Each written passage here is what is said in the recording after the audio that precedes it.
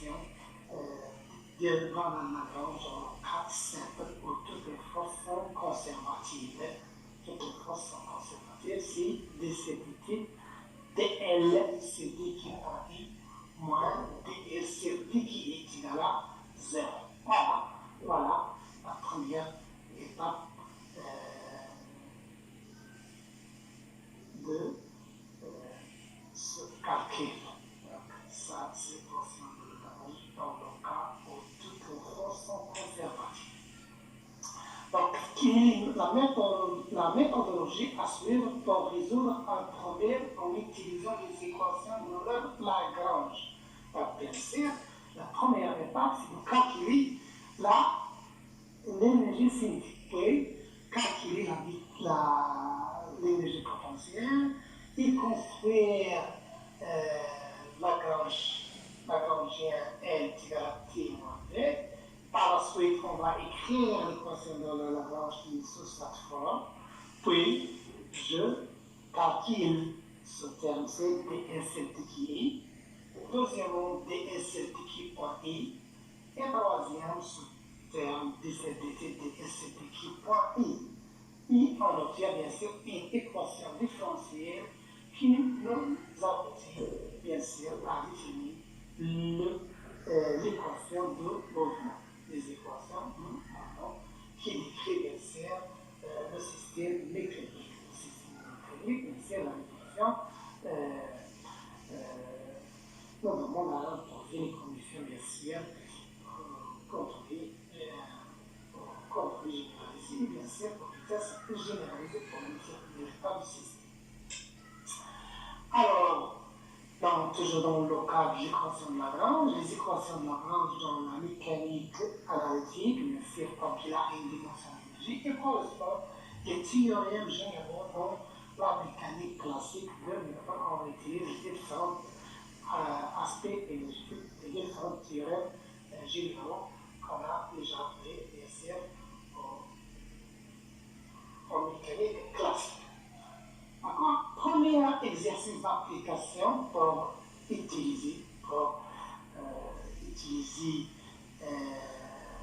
cette équation de la Lagrange dans le cas où les forces sont conservatives. On va écrire le Lagrangien d'un point cercle en utilisant cette équation-ci. D'accord? Donc voilà, un point de cercle, c'est le cas simple. D'accord? Donc un point A, numéro N, fil un extensif, bien sûr, qui possède autour de la position d'équilibre autour des cercles axes X, bien sûr, en effectuant un angle A. Donc il est clair que le coordonnée, le nombre de paramètres moins le nombre de probabilités ici est égal à 1, c'est phi. Donc X et Y sont liés par N. Je peux utiliser phi directement pour décrire ce mouvement-ci. D'accord? Donc la première, c'est de calculer la vitesse bien sûr. Donc V, l'énergie cinétique, donc on va calculer la vitesse premièrement. Donc V, c'est la dérivée de O à dt. Donc O à dt, c'est directement M O. Et la dérivée c'est M O. La dérivée de sa position O à. Et on va bien sûr M fait point E phi. Donc l'énergie cinétique directement c'est 1 donné L fait au carré, donc c'est 1 donné M, L fait point au carré. L fait point au carré. Maintenant, l'énergie potentielle. L'énergie potentielle, l'origine, c'est la position d'équilibre.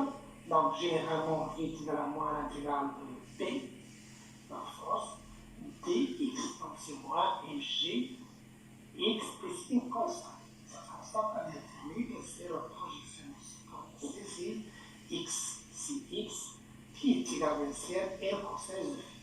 Donc, à la position d'équilibre, v de phi est égal à 0 est égal à constante, c'est-à-dire la constante, ça est égal à 0, c'est-à-dire moins mgl est égal à plus c est égal à constante, donc c est égal à mgl, c'est la constante. Donc, l'expression de l'énergie potentielle, c'est v est égal à mgl fois 1 moins cosine de alpha. Voilà. Donc, on a calculé la énergie cinétique, la vitesse. Maintenant, on va exprimer le fonctionnel L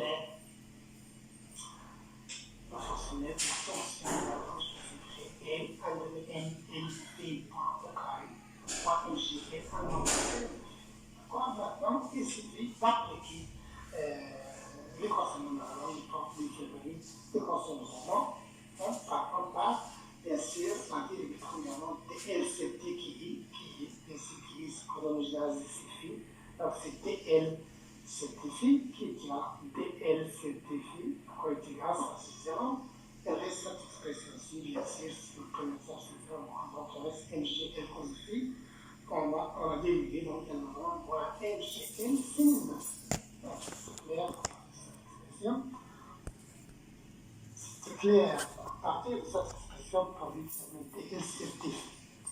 Maintenant, on va calculer DL certifié point. Qui tient DL certifié point, ça c'est quoi? La dérivée de ça par rapport à phi point, et on se peut la faire, c'est 2, donc c'est éliminé, donc il reste M et le carré phi point. M et le carré phi point. Je dérive par rapport au temps, donc DL certifié point est égal à DL certifié est égal à M et le carré phi point. Ça se casse un peu souvent pour s'entraîner à utiliser l'équation de Lagrange pour définir l'équation, pour aboutir à l'équation. Maintenant, l'équation de Lagrange qui est écrite sous cette forme de CTT scientifique pour moi, DL scientifique, c'est là. Donc, on obtient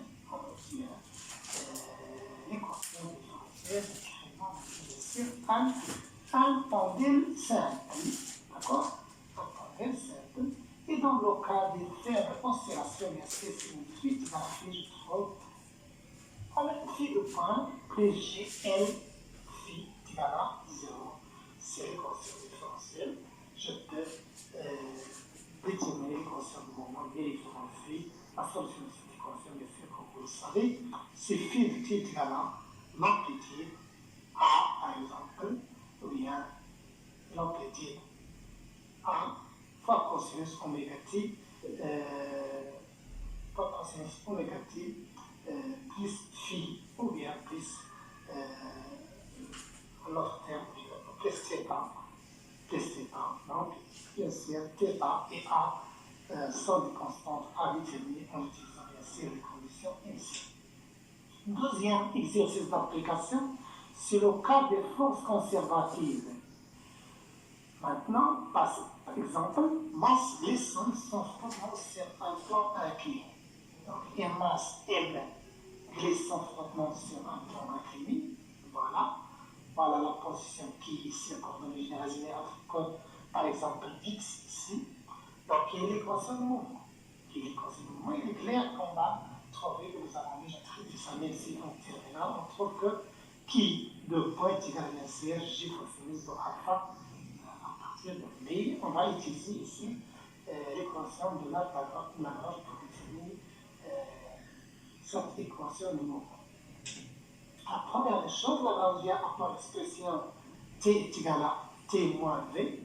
Donc pour t, c'est un donné m, x point au carré, phi point au carré. Et la vitesse, c'est moins g.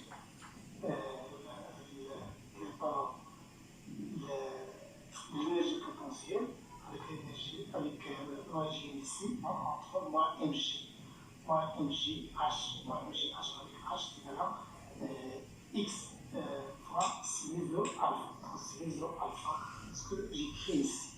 D'accord? Donc, l'équation de Lagrange, en utilisant dans le cas simple, voilà, si je dérive, si j'ai fait la dérivation par rapport aux différences coordonnées généralisées et vitesse généralisée, je trouve cette expression décédée qui est point, moi mg sinus de alpha, par rapport à qui me donne, bien sûr, et à partir de là, je peux avoir des consciences différentielles qui me permettent de obtenir, bien sûr, les consciences de mouvement aussi, qui me peut être à g sinus de alpha. C'est un cas qui est très simple, mais il faut encore savoir comment utiliser l'équation de Lagrange. Troisième exemple d'application, c'est le cas de force conservative. Dans un plan vertical or x, y, on considère un pendule simple L et de masse M, dont le point de suspension A se déplace à vitesse angulaire constante, oméga. Quatrième Lagrangien système et on déduit bien sûr l'équation. Donc ici, après, si c'est pas égal à cosine, on écrit un constant, bien sûr, le nombre de divisés, etc. Ainsi, je considère déjà une constante. Donc, on va s'entraîner à établir les prochains éléments de disciplines. Maintenant, la réponse. La masse M à propre coordonnée, voilà, la masse M, coordonnée X et V, donc X c'est R cosinus oméga T, plus L cosinus oméga T, le même égal à R sinus oméga T, plus L sinus de T. Voilà. Maintenant, on va calculer bien sûr la vitesse et la luminosité. Donc, la vitesse, on va dériver ça par rapport à 1, par rapport au 1. D'accord? Donc, c'est A dérivé de X, A dérivé de Y, il faut laisser le logiciel qui est égal à 1 demi de carré, et je trouve cette expression-ci. D'accord? C'est ça qui a effectué comme établir cette expression de l'énergie cinétique. Voilà l'expression de l'énergie cinétique. Et reste maintenant l'expression de l'énergie potentielle en considérant que ce point c'est l'origine de l'énergie potentielle ou l'énergie potentielle NL. Donc qu'est-ce que je trouve? Moi, MJX. Voilà, MG fois X et MG vers moi. L'énergie potentielle c'est vers moi MJX avec X égale à R cosinus oméga T plus L de θ. Donc, j'ai dit que T, après cette application, s'écrit sous cette forme. Et bien sûr, l'énergie potentielle, c'est moins mg x qui est là, moins mg fois l'expression de θ en fonction de oméga et de θ. On dit maintenant le Lagrangien, ça peut écrire, donc t moins v, c'est égal à cette expression-ci. Première, moins la deuxième. Voilà. Et maintenant, en utilisant l'équation de Lagrange, donc on utilise l'équation de Lagrange, je dérive dl par rapport à dθ. Donc si je dérive tout ça, je vais le premier terme à trouver, c'est l au carré θ. Et le deuxième, j'élimine cette θ point, donc c'est avec m sur 2, donc c'est m, voilà m, L oméga, R cosinus oméga T moins θ. Voilà, dérivé de dl sur dθ. On dérive ça par rapport au temps. Qu'est-ce que je trouve? Je trouve M, L, θ de point, et je dérive ça, bien sûr, dérive ça par rapport à θ point, c'est oméga moins θ moins sinus oméga T moins θ. Voilà, c'est ça, tout ce calcul qui est simple. Maintenant, il reste à calculer dl sur dθ. dl sur dθ, c'est 0, 0, reste seulement ces expressions. La première, donc je dérive ça par rapport à θ, puis je dérive ça c'est indépendant. Là, il reste cosinus de θ, c'est indépendant par rapport à θ. Qu'est-ce que je trouve? dl sur dθ qui égale directement cette expression m de n oméga r par sinus oméga t moins θ moins mgn sinus de θ qui est après cette expression, je trouve cette expression-ci. Donc, je signale que ds sur dθ est par rapport à cette expression. Donc, c'est vraiment, non, ça dérive ici de n oméga r θ point, cosinus de ça, c'est dérivé par rapport à c'est moins, et sinus, moins sinus, donc moins, c'est plus sinus. Et ici, c'est moins, c'est mgn, moins sinus de θ. Voilà ce que j'ai trouvé ici. Alors, maintenant, j'ai calculé différents termes de l'équation de Lagrange. Maintenant, il suffira d'appliquer l'équation de Lagrange. Donc, l'équation de mouvement donnée par l'équation de Lagrange, voilà, qui est égale à cette expression, expression moins ds est égal à 0. Donc, voilà l'équation différentielle trouvée dans notre cas, là, on dit qui est un point qui possède autour de l'axe x. Alors, cette expression est égale à 0. Cette expression est égale à 0. L est 1 moins L, donc plus. Mais c'est une simplification, il faut la remarquer. Θ moins θ cos oméga moins θ sin oméga. Donc, je la simplifie, je reste seulement ce terme-ci. Donc, plus GL sin de θ avec une simplification de M. On simplifie le C par M. Donc, voilà l'équation différentielle à discuter, bien sûr. Est-ce que selon les oméga t, bien sûr, ici on utilise l'équation différentielle autour de la position d'équilibre, c'est-à-dire lorsque θ est faible, vers 0, donc sin de θ est égal à θ. Et bien sûr, lorsque θ tend vers 0, oméga t moins θ est égal à oméga t. Qu'est-ce que je trouve? On se place dans l'approximation du petit angle.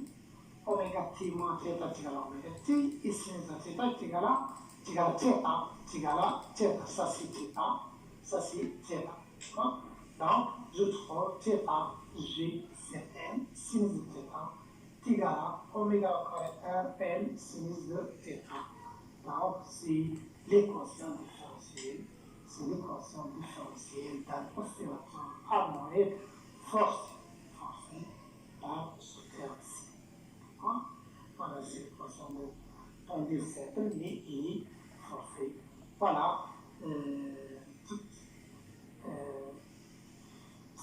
une explication rapide comment utiliser l'équation de Lagrange dans le cas où toutes les forces sont conservées.